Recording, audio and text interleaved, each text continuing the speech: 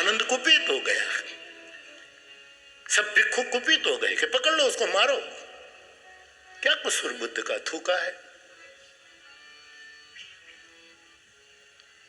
तो भगवान बुद्ध को भी निजी लोग कहने का आप तो सब सहन कर लेते हैं, हमारे बस की बात नहीं, हमारे बुद्ध पुरुष के ऊपर कोई थूके।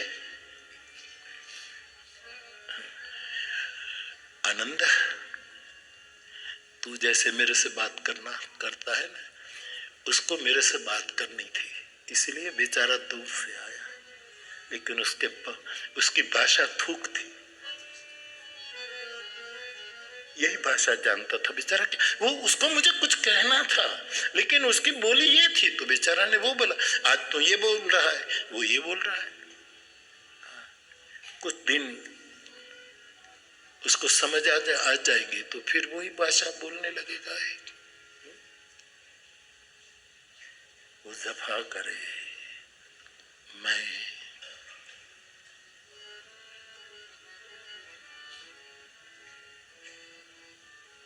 गम ही मुझे अजीज है। अजीज कितना प्यारा, तेरा तिरस्कार भी मुझे प्यारा है, तेरा अपमान भी मुझे बहुत, अजीज शब्द बड़ा प्यारा, अजीज है। कुछ शब्द तो वही भाषा के हो तभी टच करता है, और लोग भाषा से लड़ते हैं, ये शब्द क्यों यूज किया जा रहा है, ये शब्द क्यों यूज किया। भाषा जानने वाला जब भाषा से लड़ते हैं तब इसके समान अनपढ़ कोई नहीं है। ये निपट अनपढ़ है, गंवार है।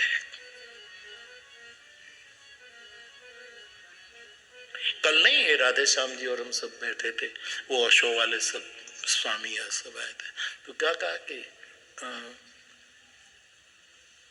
मौन शस्त्र है, ऐसा कहा ना,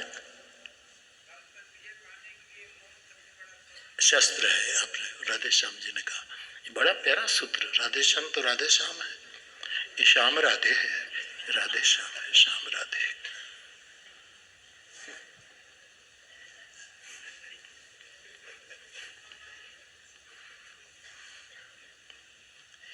तो कहा मौन सबसे बड़ा शस्त्र है।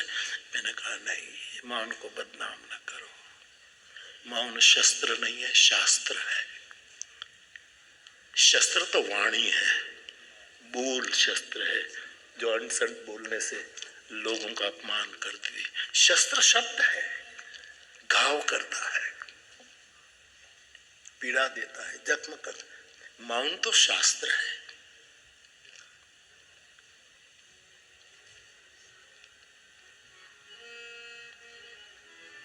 बहुत अच्छा बेटा, ऐसे ही होना चाहिए।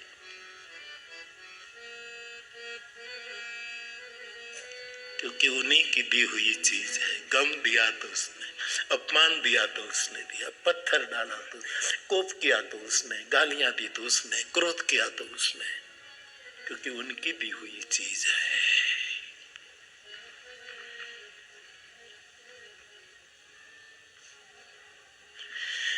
तो जो वफा भी कौन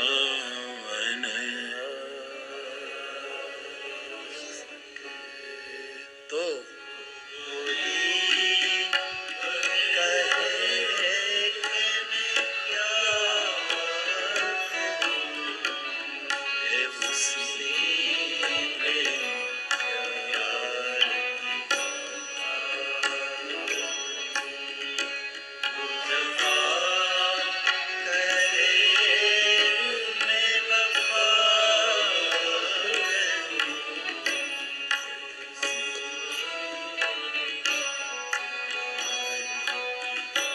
जापान में, मैं टोक्यो में, टोक्यो हिरोशिमा में मानस करुणा, जहाँ हजारों लाखों लोगों को मार दिया, मानस करुणा कथा थी, करुणा पर मैंने रिवर्स लिया था। कोई कथा कहनी है तो सत्य से कहनी चाहिए, फिर मानस प्रेम भी, फिर मैंने करुणा से उठाया था, रिवर्स में ले मानस करुणा। उस समय किसी ने मुझे पूछा, मुझे स्मरण है, किसी ने पूछा बापू आप गीत गाते हैं, आप स्वयं व्यासपीठ पर नृत्य कर लेते, कभी के नीचे उतर जाते हैं, हम सबको नचाते हैं, कभी सुंदर गीत सुनते हैं, कभी क्लासिकल, कोई सेमी क्लासिकल, कभी लोक संगीत, कभी ये, कभी सुगम संगीत, ये सब आप एंजॉय करते हैं। कोई नृत्य करता है कथा से, और कई वीडियो फिर लोग वायरल कर देते हैं, तो बापू तो सब रस रंग में डूबे हुए हैं, कोई नाचता है, कोई फिल्म गीत है, तो ये सब आता ही है। तो ये इन छोटी छोटी बातों के लिए हम अपना रस गंवा दें।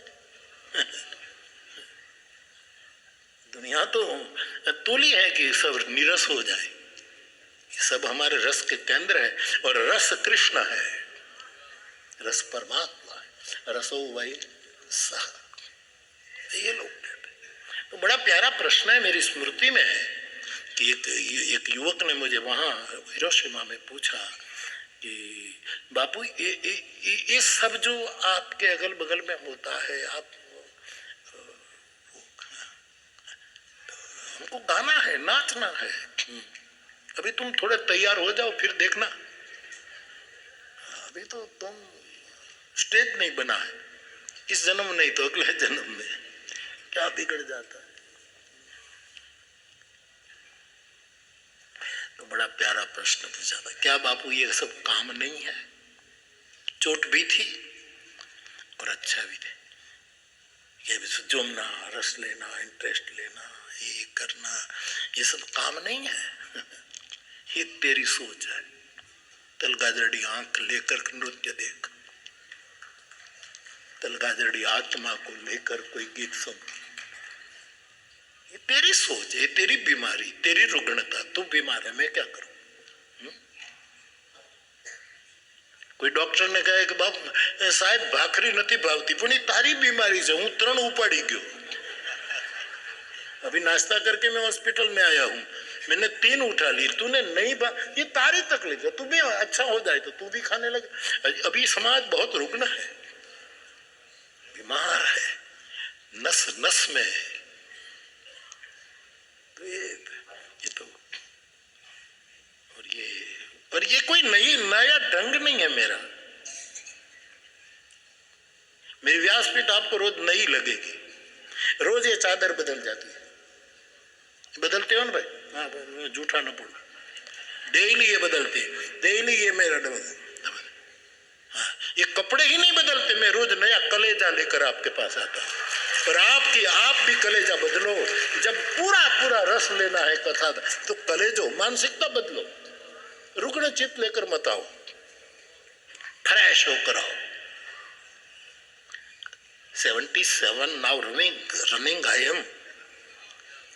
कई लोग कहते बापू थकते नहीं, ये मेरी स्फूर्ति का ये राज है कि हम कायम, क्योंकि मेरी कथा नहीं, मेरा दादा नया है कायम,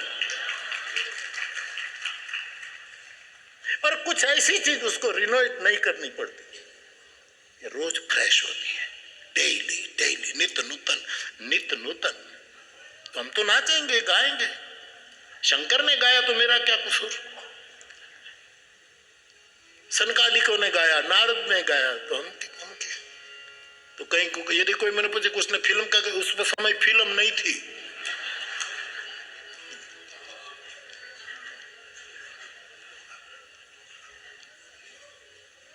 आज यदि नारद उधर तो वो भी मेरे साथ बीना बजाने लगेगा, शंकर डमरू बजाने लगेगा, और बजाते होंगे न बजाते होंगे कौन कहता, बजाते भी होंगे। हमारी ऑर्केस्ट्रा अदृश्य है। सुखदेव जी ने कथा शुरू की तो कौन कौन वाद्य लेकर सुखदेव जी की कथा में सब आ गए थे, ये तो स्पष्ट है, ये रस का सागर है। तो बड़ा प्यारा प्रश्न मुझे, तो काम है तुम्हारे लिए, ये तुम्हारी बीमारी है, हम क्या करें? वो जफा करे और हम वो मोहब्बत करो, प्यार करो, सबको अपनाओ। छोटी सी जिंदगी है, खूब लंबा जी लो, छोटी सी जिंदगी में बहुत लंबा जी लो, जियो। देखो ये एक कल स्वामी जी बात कौन कहे, इससे पहले शायद आप लोगों ने कभी राधे श्याम ने कहा कि ये जो भगवान बुद्ध ने कहा कि क्या कहा कि उसका एक सूत्र है। अथवा तो कोई लोग ऐसा कहते हैं कि भोगो भोगो भोगो। उपनिषद कहते त्यागो त्यागो। भोगना है तेन त्यक्तेन, पहले त्यागो फिर भोगो।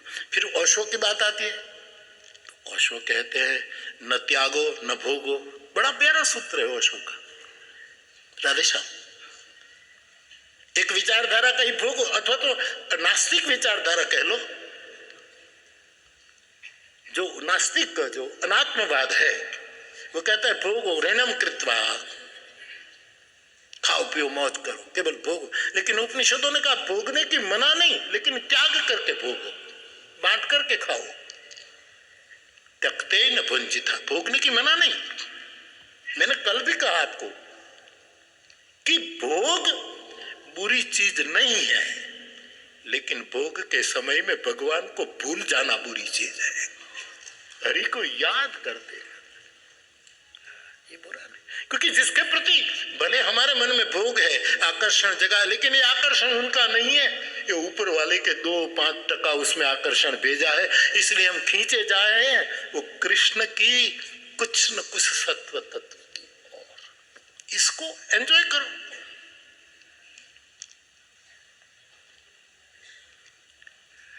कोई कहता है भोगो, कोई कहता है त्यागो। ओशो ने बड़ा समन्वय कर दिया, दोनों को उड़ा दिए। न भोगो न त्यागो, जागो, ये ओशो का सूत्र है। बड़ा प्यारा है। हर बात मुझे सहमत होने की जरूरत नहीं है। मैं कहूंगा वो जागो बहुत अच्छा सूत्र है, लेकिन हम कहाँ जाग पाते हैं साहब। 912वीं कथा, फिर भी जागे ना। फिर भी कई लोग सो जाते हैं पहली पंक्ति में, फिर भी सो जाते हैं। अब मैं कितना कहूं, अब तो नाम नहीं कर लेकर कहूं कि उसको बाहर ले जाओ, तभी हो सकता है। क्यों आए हो, क्यों आए हो? फ्रेश होकर आओ। कुर्तानी बाएं भले लांबी होय पण धोएली होय एवी पहरी ना। केजरीवाल ने कितना मार किया, गजब का। काशी में बैठा बैठा काशी वाला नाप ले लेते। काशी गजब है साहब, बड़े बड़े कर नाप लेते।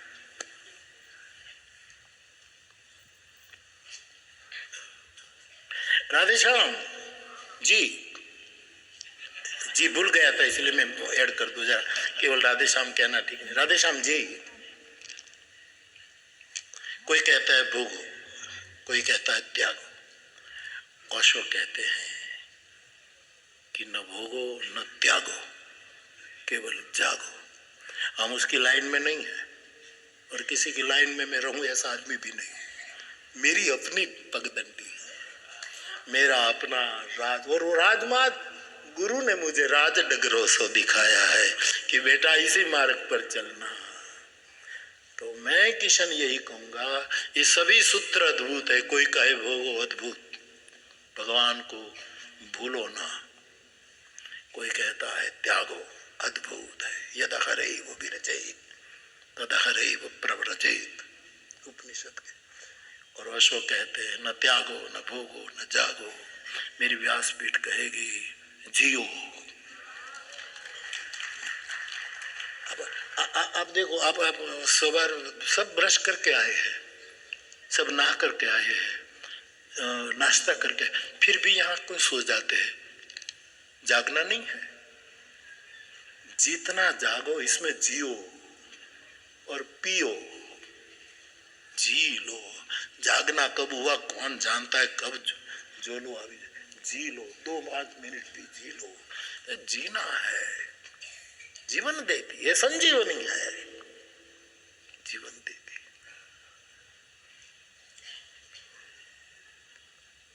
तो पूछा था हिरोशिमा में कि सब काम बात तो सही है कि नाचना गाना प्रथम दृष्टि से तो आकर्षित करने वाली चीज है, तो ये कोई गलत बात नहीं है, ठीक है। लेकिन दोस्तों, ए डियर दोस्तों,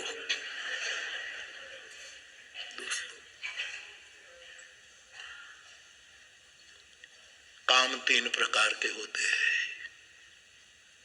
एक भूमिगत काम, ठीक से सुन ला, ठीक से पी लो और जी लो। एक है भूमिगत, ये बिल्कुल स्थूल होता है, स्थूल है, जिसमें केवल शरीर ही केंद्र में है, इससे आगे कुछ नहीं। भूमिगत हमारे जैसे जीवों के लिए ये भूमिगत है। कुछ समय आकर्षण हुआ, कुछ समय एकदम डूब गए। और भूमिगत काम सदैव सदैव और सदैव मूर्छा देता है, निराश कर देता है एकदम। कोई भी एक सुंदर गाना सुन लिया और फिर बस हो गई, बात खत्म। एक काम के स्तर समझने चाहिए, फिर प्रश्न पूछो। ये भूमिगत काम है। दूसरा है जलगत काम। जलगत, जल में रस है, ये बड़ा प्यारा तत्व। जलगत, किसी का नृत्य सुनकर, किसी का गीत सुनकर डांस करते, नाचते, गाते, झूमते, हंसते, रोते। लेकिन भूमिगत हो तो कुछ समय के मेहमान है, लेकिन जलगत हो तो उसमें रस है। रस मूर्छित नहीं करता, मग्न कर देता है। जब जलगत काम आता है आदमी मगन हो जाता है। हम गाते थे पहले, फिर भी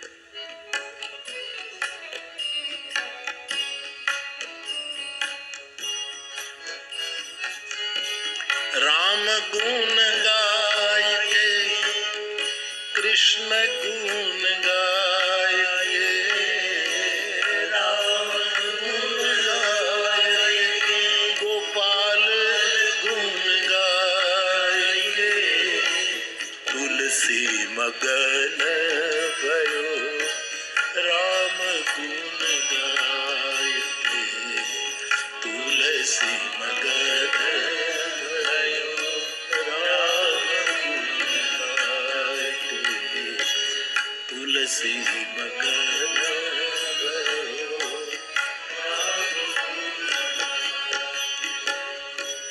कोई खावे शीरा पूरी हलवा मंगाई के, कोई खावे शीरा पूरी हलवा मंगाई के, साधु खावे रूखा सूखा भोग को लगाई के, साधु खावे रूखा सूखा हरि को भोग लगाई के, तुलसी मगन भयो राम गुण।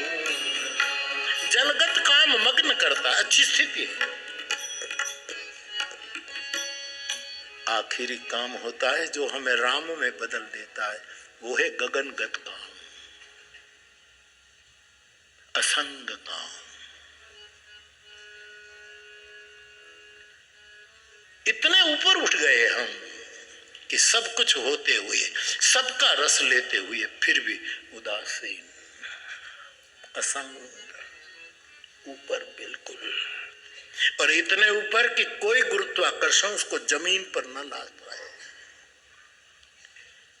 पूरा सिद्धांत गलत हो जाए। स्पेस, स्पेस भी छोटा शब्द है, इससे भी ऊपर।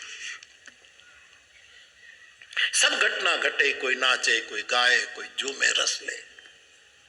हम गाए, झूमे, नाचे, सब कुछ। कभी ये पंढरपुर में भी नहीं, किस उसका जवाब मैंने दी। एक दूसरे ही दिन चिट्ठी आई थी, बापू व्यासपीठ से उतर कर ऐसे नाचना, ये कोई व्यासपीठ की गरिमा? तो बहुत गरिमानी चिंता करे से मारा बेटा, चिरंजीवी भगवान तने होवर न करे। आटली बधी व्यासपीठनी चिंता। व्यासपीठनो क्यास काढ, क्यास, इसका मूल्यांकन कर। तो तथाकथित लोगों को प्रॉब्लम होता है, आपको एनी प्रॉब्लम? थैंक यू, आपको नो प्रॉब्लम, बस तो फिर कोई बात नहीं। बाकी तो हाँ, हाय विठ्ठल विठ्ठल।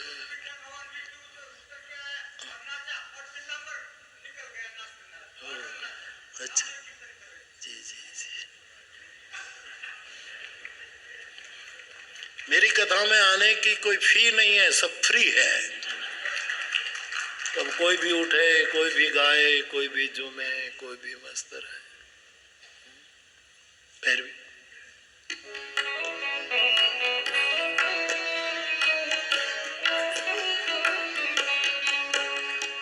दया गरीबी बंदगी कबीर,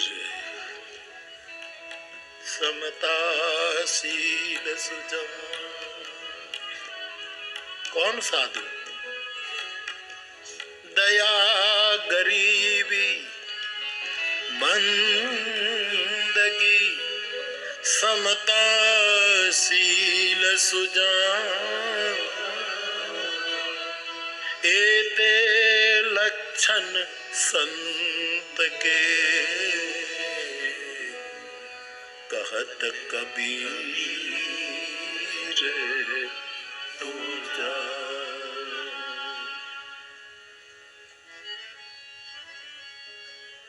कोई चले हाथी घोड़ा, तुलसी के नाम पद है।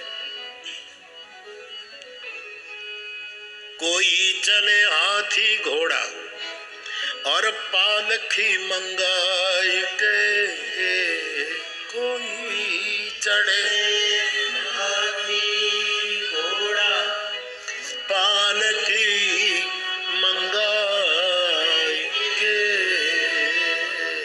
तुलसी का पद नहीं है, तुलसी के नाम पर चढ़, लेकिन मुझे अच्छा लगता है, ये पंक्ति तो बहुत प्यारी है। साधु चले नंगे पैर, क्यों? साधु चले नंगे पैर, चीटियां बचाए के।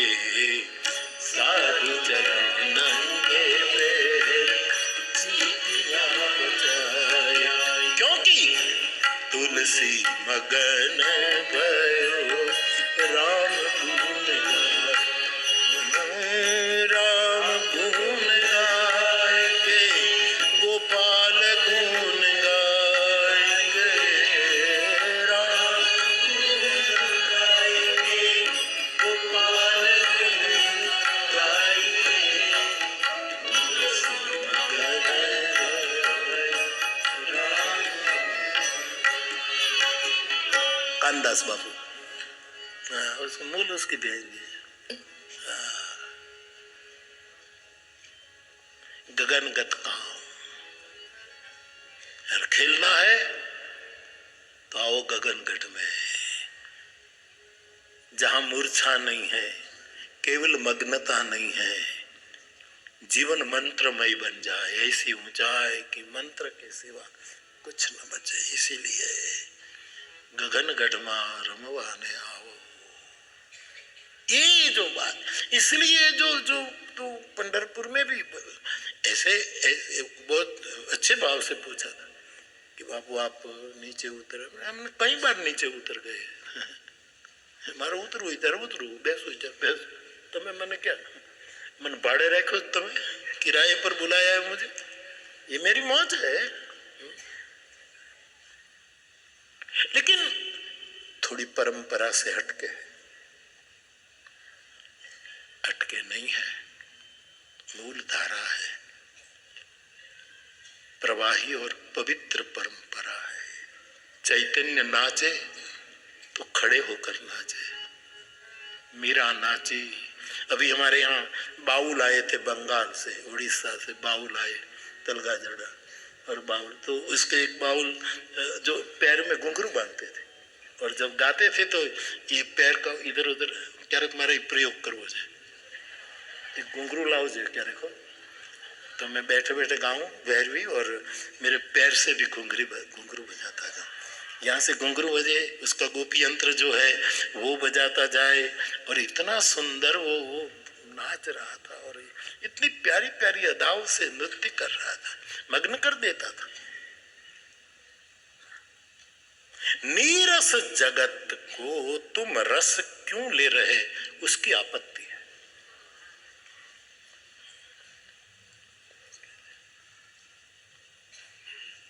ये प्रवाही और पवित्र परंपरा है, यहाँ सब नाचे। मैं कल ओशो के स्वामी जी को भी कह रहा था कि कभी कभी कई लोगों ने ऐसा आक्षेप किया है कि कृष्ण नाचे हैं, राम कभी नाचे नहीं। मैंने कहा है राम को समझा नहीं। राम इतना नाचे क्योंकि राम को पता है कि सबके साथ नाचना, वो प्रोग्राम पूरा होने के बाद वो इधर जाएगा, वो इधर। राम स्वयं के साथ नाच ही निज प्रतिबिंब निहारे। अपने प्रतिबिंब, इसको ही नरसिंह मेहता कहता है ब्रह्म लटका करे ब्रह्म, जो खुद के साथ नाचता है।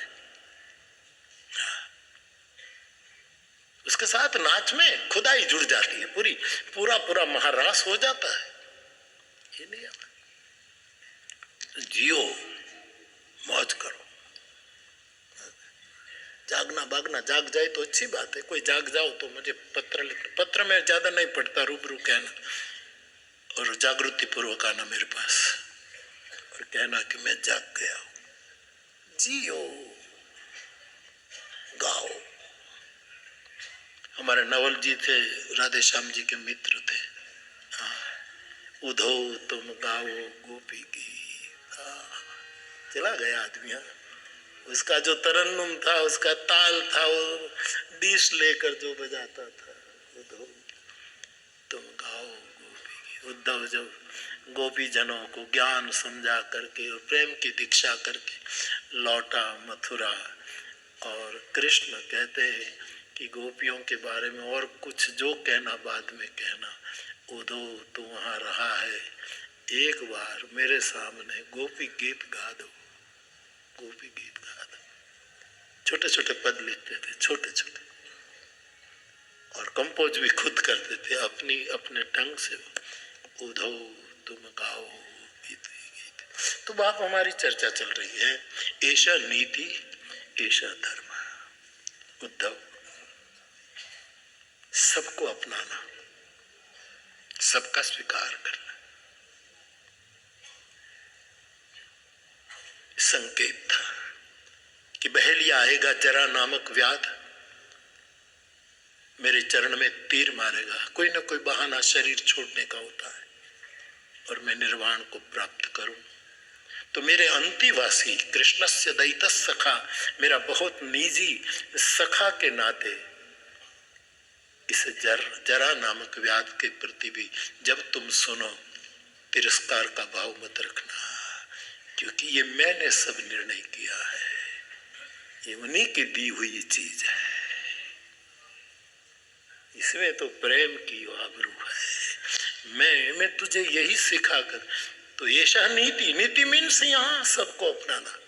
बाकी तो नीतियां कूटनीति होती है, फला होती है, इसको छोड़ो यार। सबको अपनाना, सब अपने हैं।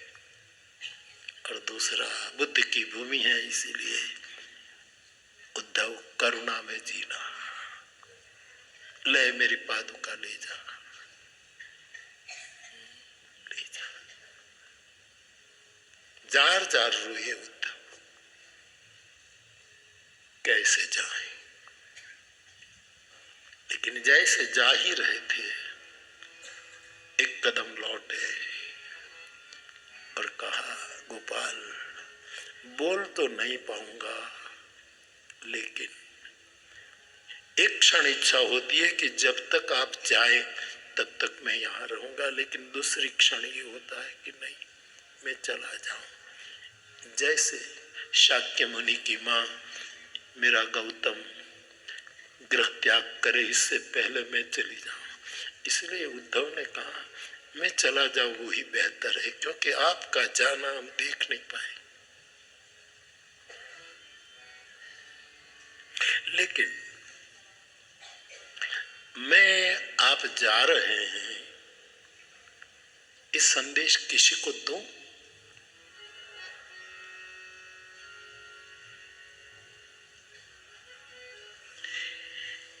उधर बात तो फैल जाएगी। लेकिन आप कहते हो, इसलिए मैं पूछ रहा हूं कि किसी को पहले से थोड़ा बता दूं ताकि इतना आघात न लगे कि सुनते ही कोई प्राण त्याग कर दे, हाहाकार मच जाएगा।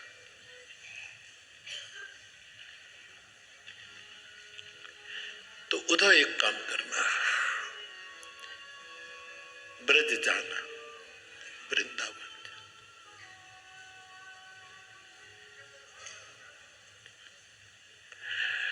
माता पिता तो नहीं है, कितनी गोपांगनाएं हैं बाकी मुझे खबर नहीं, कितने ब्रजवासी वयोवृद्ध अब होंगे कि नहीं होंगे खबर नहीं। मैं करीब 125-126 साल की यात्रा कर चुका, इतनी उम्र जिए पृथ्वी पर ये परम तत्व।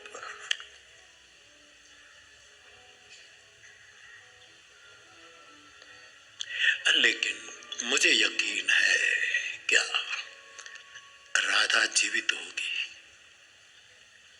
उसको जरा बता देना।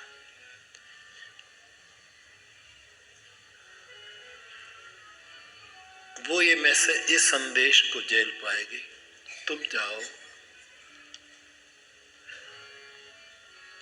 उधर, आंख में आंसू, सिर पर पादुका, और सबको अपनाना और करुणा करना, ऐसा नीति, ऐसा धर्म, ये सूत्र लेकर लौटता है और ब्रज आता है।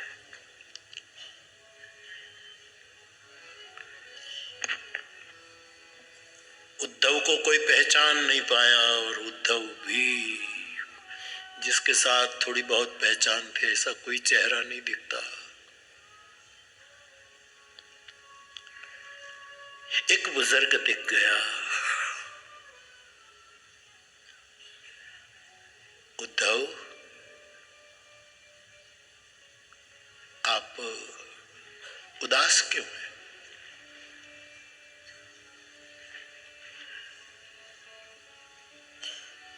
कोई अप्रिय घटना तो नहीं घटी? क्यों हमें 2-3 दिन से असगुन हो रहे? आप सच्चे हैं। गोविंद पृथ्वी छोड़ रहा है, उधो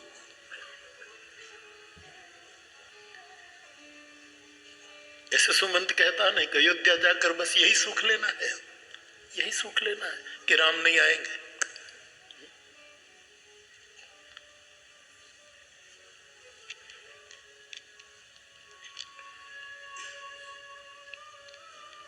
ब्रजवासी को ढाढ़स देते हुए उद्धव ने कहा कि मुझे राधा जी से मिलना है, भगवान ने संदेश दिया है।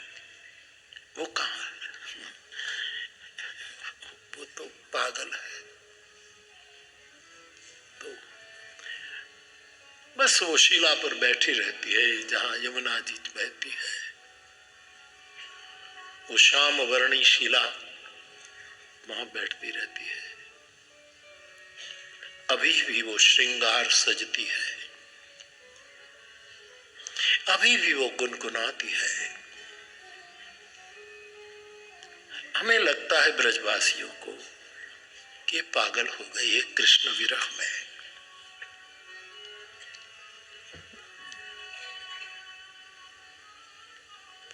और उद्धव राधा के पास जाते हैं, वो बैठी थी।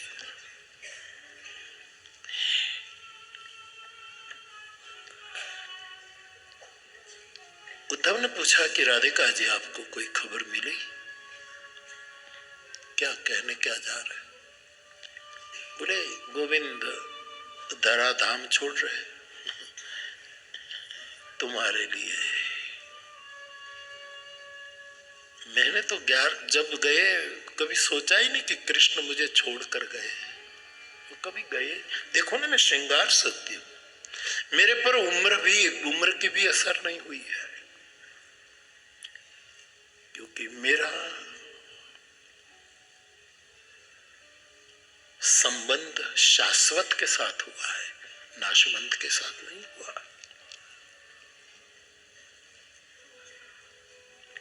हाँ, वो कृष्ण ने दायित्व दिया था, वो निभा करके वो जाते हैं उद्धव।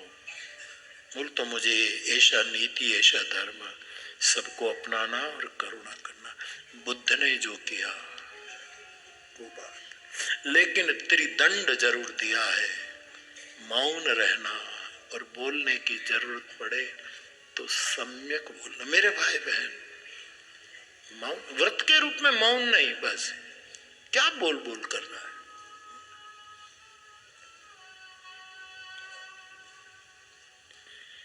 ओशो ने कभी कहा है कि मुझे लोग विनोबा जी के पास ले गए कि विनोबा जी से आप मिले, तो मैं गया, तो वो मेरे पास नहीं आए तो मैं गया। ओशो ने कहा, तो 2 मिनट बैठे, विनोबा जी ने मुझे पूछा कि कैसे हो, क्या चलता है, ये है। 2-3 मिनट ये बात हुई। ओशो कहते मेरे मन में यह था कि शायद विनोबा जी मुझे कुछ ध्यान के बारे में पूछेंगे, परमात्मा के बारे में पूछेंगे, लेकिन कोई पूछता नहीं, कैसे हो, ठीक है।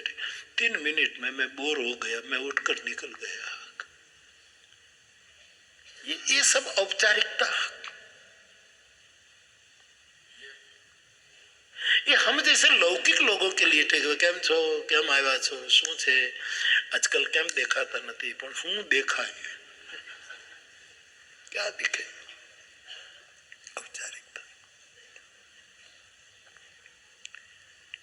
व्रत के रूप में मैं नहीं कहता हूं, जरूरी नहीं है बहुत बोले। हाँ, बोले तब सम्यक। ये है त्रिदंडी स्वामी के 3 लक्षण जो उद्धव को दिया, हमें सीखने जैसे। दूसरा, शरीर का दंड देता हूं। शरीर का दंड मानी शरीर को पीटना नहीं, शरीर का दंड मानी एक सन्यास का दूसरा दंड लाठी, कि इस शरीर से निष्काम कर्म करना। तू जहां जाए भजन करे बद्रिकाश्रम में, लेकिन वहां भी कोई शीत लहर चले, कोई कुछ हो, किसी को जरूरत पड़े तो केवल माला ही मत घुमाना, निष्काम भाव से इन दिन दुखियों की सेवा भी करना। ये त्रिदंडी का एक दूसरा लक्ष्य। हम भजन करते हैं और कुछ नहीं करते, भजन की छोटी व्याख्या न करो। भजन भी करुणा से जन्म ले, ये जरूरी है। शरीर का दंड बताया, और तीसरा चित्त का दंड। भगवान चित्त का दंड मानी। तीसरा, निरंतर प्राणायाम करना, ये चैतसिक प्राणायाम का, ये चित्त का प्राणायाम करना।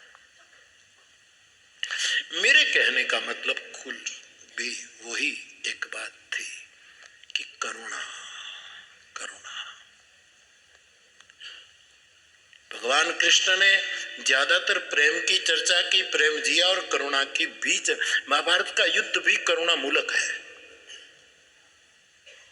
उसके कोई उसकी उसकी गहराई में जाए तो कृष्ण की करुणा ने काम किया है, करुणा मूलक है। हम सबके लिए इस करुणा की भूमि में है, इसीलिए बहुत जरूरी है करुणा में जीना। सत्य हम कितना निभा पाएंगे? कृष्ण ने सत्य की बहुत चर्चा की ही नहीं, क्योंकि कृष्ण के सत्य पर बहुत उंगली उठी है। उसके सत्य के बारे में तो बहुत उंगलियां उठी है कि ये झूठ बोलता है, वादा तोड़ता है, फला करता है, फला करता है। और हमारे प्रेम में भी कभी दम्भ आ जाता है, पाखंड आ जाता है, आदि आदि। करुणा ये बहुत। तो बुद्ध की इस पावन भूमि ने हमें करुणा का पाठ सिखाया।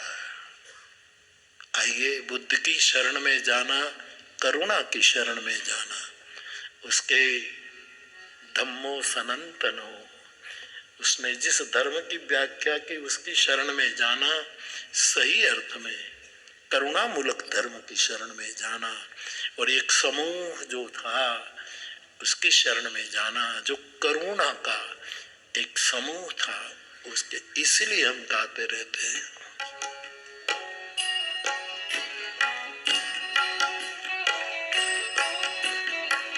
भाव से।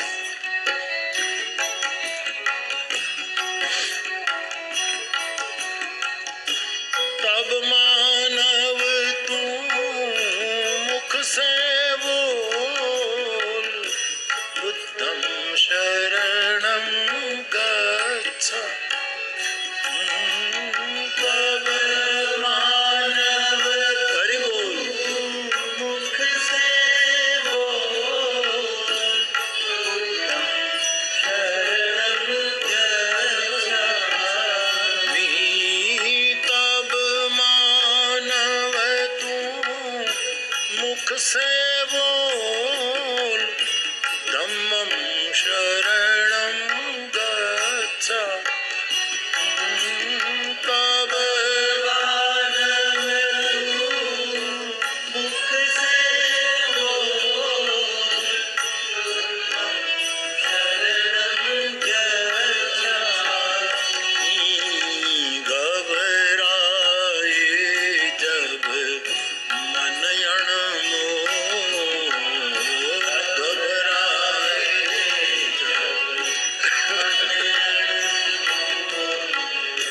तब मानव तू मुख से बोल, संगम शरणं गच्छामि। तब मानव तू मुख से बोल, संगम शरणं और संगम शरणम गच्छामि का इतना ही अर्थ मत करो कि भीड़ की शरण में जाओ।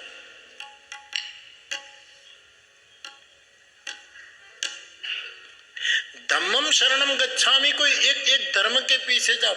इसका मेरी समझ में, मेरी व्यासपीठ को यही जानकारी, यही महसूस हो रहा कि मूल तो 3 शब्द का प्रयोग करके भगवान बुद्ध यही कहते हैं कि बुद्ध पुरुष की शरण में जाओ। बुद्धम शरणम गच्छामि तो बुद्ध पुरुष की शरण। धम्मम, बुद्ध पुरुष ही हमारा धर्म है। हमारा क्या धर्म है? जीवंत धर्म, नाचता गाता धर्म, सांस लेता हुआ धर्म। हमारा बुद्ध पुरुष ही हमारा धर्म है। और संगम, गुरु एक स्वयं पूरा संघ है। मजबूर साहब कहते हैं, ना कोई गुरु ना कोई चेला, अकेले में मेला, मेले में अकेला, भीड़ में एकांते सुखमास्यताम। संग मानी एक समग्रता। भगवत गीता में अर्जुन क्या कहता है जब विश्व रूप दर्शन की झांकी की, तो बोले मैं आगे से भी आपको प्रणाम करता हूं, पीछे से भी आपको प्रणाम करता हूं, चारों ओर से आपकी समग्रता को मैं प्रणाम करता हूं। स्पष्ट है, मैं आगे से प्रणाम, पीछे, वरना ये बात एक आदमी हो, कोई महापुरुष हो, तो उसको आप सामने से प्रणाम करें, फिर को नहीं खड़े रहो, मैं जरा पीछे से, ये जरा भद्दा लगता है, रुचिपूर्ण नहीं लगता है। ये क्या बात है? फिर कहे मैं इधर से भी प्रणाम, इसका तेरी समग्रता को मेरा प्रणाम है। तुझे मैं खंड खंड में नहीं देखना चाहता। ये मुझे बहुत प्रिय लगता, आगे पीछे चारों ओर, क्योंकि तू सर्व है, एक में सर्व है, सर्व में तू अकेला है। उसी रूप में धम्मम शरणम संगम शरणम, मेरी समझ ये बनती है। यहां कोई संघ की महिमा है, लेकिन इशारा तो उसी तरफ है। तब मानव तू मुख से बोल, संघम शरणम गच्छामि। और मूल तो सहना भवतु सहनौ भुनक्तु सह वीर्यं करवावहै। और हमारी वेद की श्रुति कहती है संग गच्छध्वम, संग संग चलो, जब तक चल सको।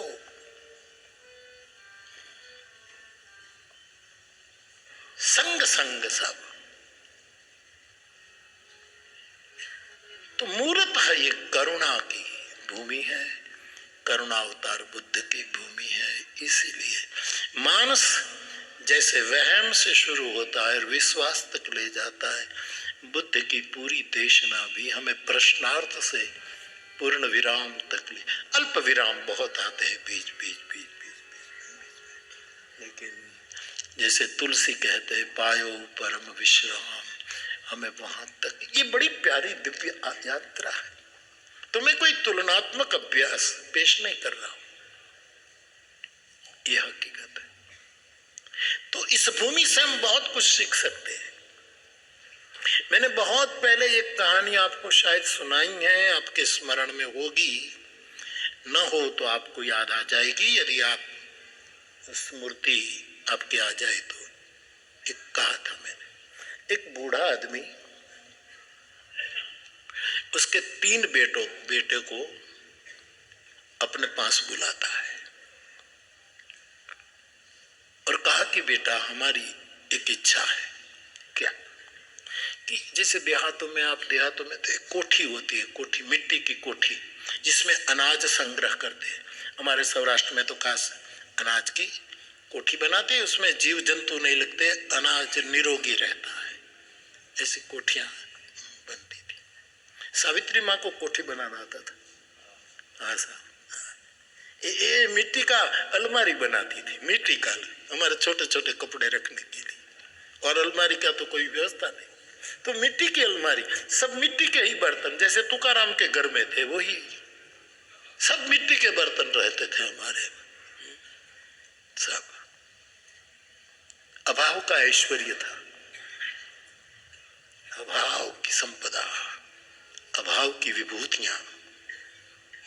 ये छोटा सा तो मिट्टी ले, गोबर ले, मिट्टी को करके छोटी छोटी दीवार करके उसकी अलमारी बना लेती थी, उसमें कपड़े रखते थे।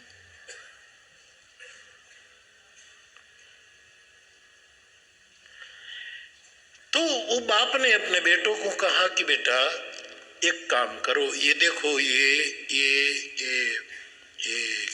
क्या है, तरबूज को क्या कहते हैं? खरबूजा, खरबूजा, खरबूजा, आप समझ गए ना? बस तो तरबूज में any problem? No problem, okay ठीक है। तो कुछ खरबूजे हैं, कुछ वो जामफल है, जमरूक है, अमरूद है, कुछ ये बेर है, जो बड़ी बेर का पेड़, बड़े बड़े बोर होते हैं, ये बेर है। कुछ वो चणी बोर है, चणी, लाल लाल छोटे छोटे चणी बोर। इन सब के लिए तो आपको सौराष्ट्र में आना पड़ेगा यार, हमारे गांव तक आना पड़ेगा स्वामी जी।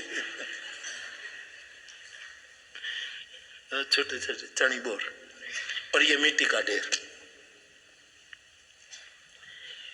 जाते समय मैं आपको मेरी जो चिंतन संपदा है वो आपको हस्तांतरित करना चाहता हूं, लेकिन पहले आप ये कोठी को भरो। तो बोले एक कोठी में हम तीनों भर दे? बोले नहीं, हमारे यहाँ 3 कोठी है। तो बड़ा लड़का था, उसने पहले मिट्टी डाली, उसके बाद चणी बोर डाले, उसके बाद काशी के बोर, जो बड़े बड़े बोर